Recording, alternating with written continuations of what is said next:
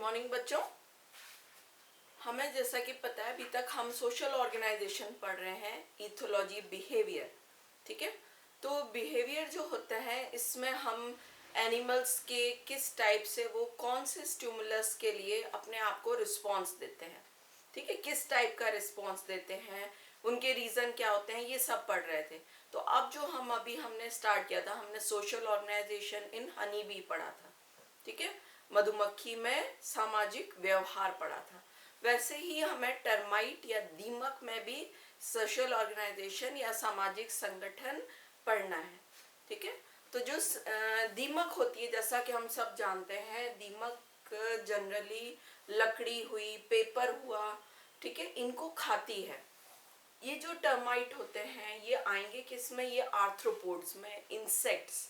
ठीक है, जो फाइलम आर्थ्रोपोडा है उसमें इंसेक्ट जो होते हैं उस क्लास में ही आते हैं। तो इंसेक्ट क्लास मतलब ये क्या हो गए, वही 3 पेयर्ड हो गए। ठीक है, इनकी जो बॉडी होगी हेड, थोरैक्स और एब्डोमेन में डिवाइड होगी। जैसा कि हम इंसेक्ट जैसे हनी भी होती है वो छोटी होती है। ठीक है, दीमक साइज में थोड़ी सी लंबी होगी।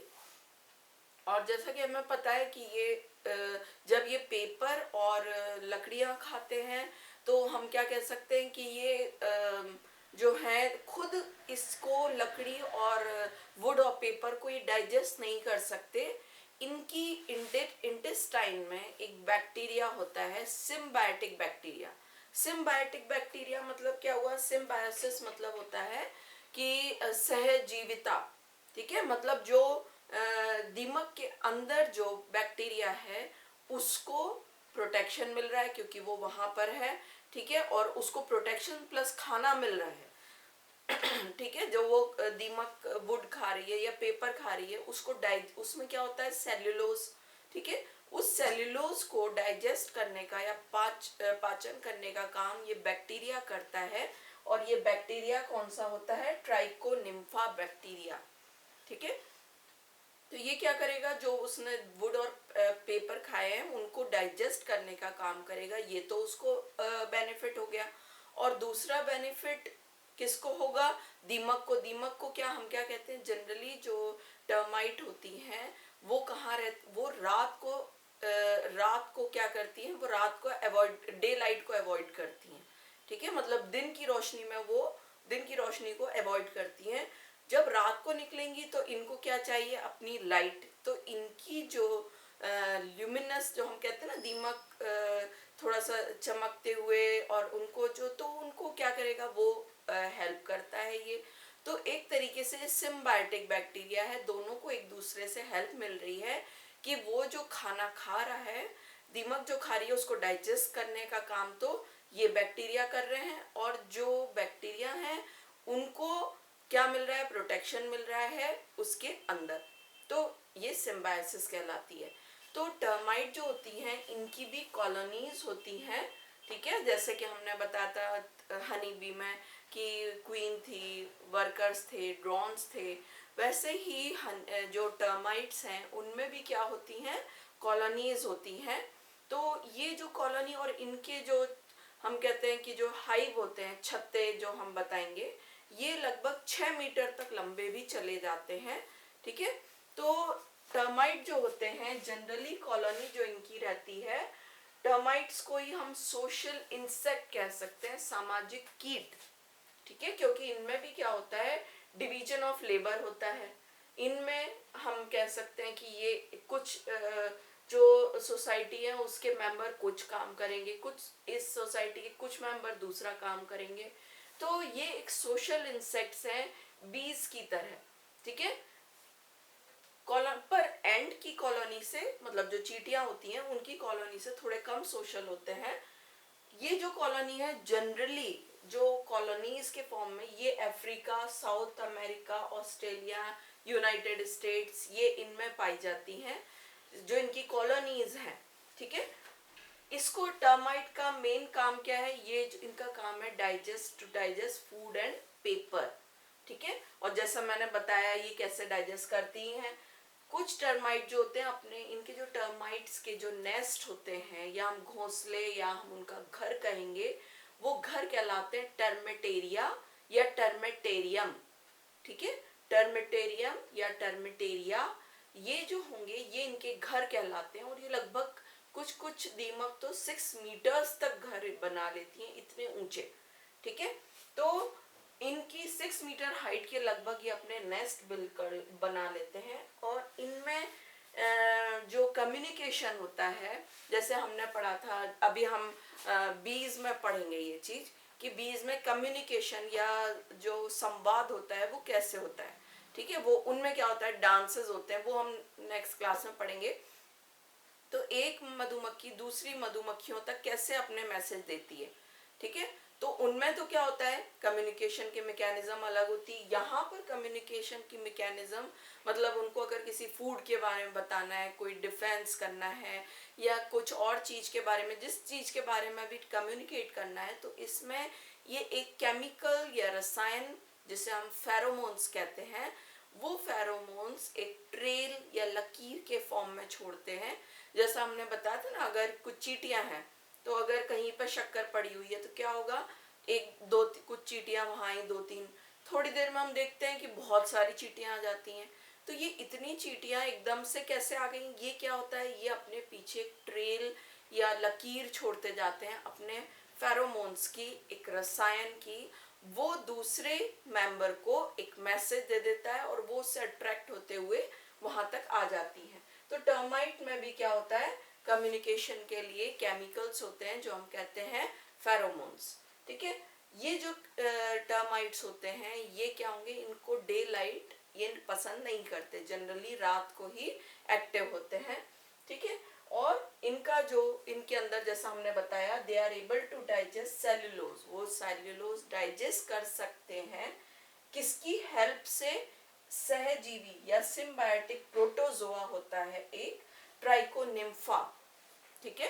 ट्राइकोनिम्फा एक प्रोटोजोआ है, उसकी हेल्प से ये अपना सेल्यूलोज को डाइजेस्ट कर पाते हैं। तो इस तरीके से क्या हुआ, ये इनके इम्पोर्टेंट कुछ कैरेक्टर्स जो हम जैसे हम समझ में आया, और क्या होती हैं टर्माइट्स, उनका अब हम पढ़ेंगे उनकी कॉलोनी, क्योंकि हमें क्या पढ़ना है, सोशल ऑर्गेनाइजेशन या सामाजिक संगठन। तो मतलब उनका जो समाज है या सोसाइटी है वो बनती किससे है। तो इनकी सोसाइटी में क्या होते हैं कि रिप्रोडक्टिव मेंबर्स भी होते हैं और नॉन रिप्रोडक्टिव मेंबर्स भी होते हैं। तो जो जनन कर सकते हैं उनको हम कह सकते हैं फर्टाइल मेंबर्स, या फर्टाइल हम कास्ट, इनकी जो जाति कहलाती है। तो एक तो फर्टाइल जाति होती है रिप्रोडक्टिव, देखो फर्टाइल कास्ट या रिप्रोडक्टिव कास्ट जो जनन कर सकते हैं, और एक होती है स्टेराइल कास्ट या जिनमें जनन नहीं हो सकता, ठीक है। तो जो जनन करने वाली कास्ट है वो 3 प्रकार के होते हैं, ठीक है। फर्टाइल जो कास्ट है जो रिप्रोडक्शन कर सकती है उसमें 3 तरीके के रूप पाए जाते हैं, इसलिए इनको हम पॉलीमॉर्फिक भी कह सकते हैं, मतलब बहुरूपता पाई जाती है। तो पहले जो इसमें टर्माइट होते हैं, एक होते हैं, कुछ टर्माइट्स होती हैं जिनके पंख बड़े होते हैं, ठीक है, लार्ज विंग्ड फॉर्म्स, जिनके पंख बड़े हैं। हमने बताया ना टर्माइट क्या होती है, लंबी होगी, और उसके जब पंख बड़े होते हैं तो ऐसी जो टर्माइट है बड़े पंखों वाली, वो क्या होगी, या तो किंग और क्वीन, राजा या रानी, दोनों राजा और रानी जो सोसाइटी के रहेंगे टर्माइट के, उनके पंख बड़े होंगे, ठीक है। ऑसिलाए जो आईज होती हैं वो जनरली इनमें प्रेजेंट रहती हैं, किंग और क्वीन में। जो इनका सिर्फ एक ही काम होता है, जो क्वीन है उसका सिर्फ एक ही काम होता है, एग ले करना, हाँ, या हम कह सकते हैं अंडे देना, ठीक है। तो ये तो हो गए लार्ज विंग वाले। कुछ टर्माइट होती हैं जो छोटे विंग्स वाली होती हैं, जिनके जो पंख होते हैं छोटे होते हैं। तो ये क्या होते हैं, सप्लीमेंट्री किंग एंड क्वीन, मतलब जब मेन किंग एंड क्वीन नहीं होते तो ये जो है ये उसको ओवरटेक कर लेते हैं। तो ये सप्लीमेंट्री मतलब जरूरत पड़ने पर ये काम आते हैं। तो छोटे विंग वाले जो हैं फॉर्म्स वो सप्लीमेंट्री या हम कह सकते हैं पूरक राजा और रानी हो सकते हैं। इनके जो विंग्स होते हैं वो छोटे होंगे, इनका पैड लाइक, मतलब थोड़े मोटे रहेंगे।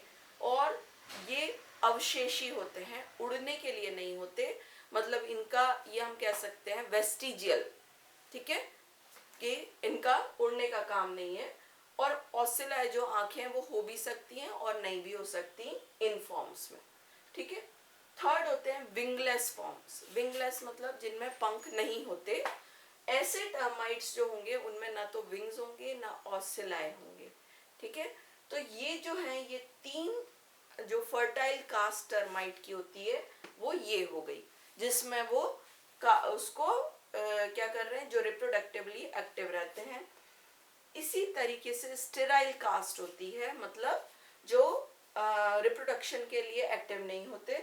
ये विंगलेस होते हैं, जैसे हमने पढ़ा उसमें विंग्स होते हैं, बिना पंखों के, बिना आंखों के, इनका कलर नहीं होता, कलरलेस होते हैं। और जो सेक्स ऑर्गन होते हैं, जैसे रिप्रोडक्टिव, क्योंकि अब रिप्रोडक्शन इनमें हो नहीं रहा, तो सेक्स ऑर्गन जो होते हैं वो रुडिमेंट्री होते हैं, अध्यावशेष जो हम कहते हैं, रुडिमेंट्री होते हैं और रिप्रोडक्शन ये नहीं कर सकते, ठीक है। तो इनमें जो इनका काम क्या होता है, इनका काम जो इनमें भी अब टाइप्स होते हैं। तो स्टेराइल कास्ट जो होती है उसमें होते हैं वर्कर्स, सोल्जर्स और नॉस्ट्स, ठीक है। तो ये जो होते हैं वर्कर्स क्या होंगे, डायमॉर्फिक होंगे, किसी किसी कास्ट में ट्राइमॉर्फिक भी रहते हैं। इनका जो वर्कर नाम से क्लियर है, तो इनका काम क्या होगा, जो इनका नेस्ट है उसको बनाना, अगर उसमें कुछ टूट फूट हो रही है तो उसकी रिपेयरिंग करना, ठीक है, खाने को कलेक्ट करना और बांटना। तो ये जो इतना काम है ये सब वर्कर्स का काम है।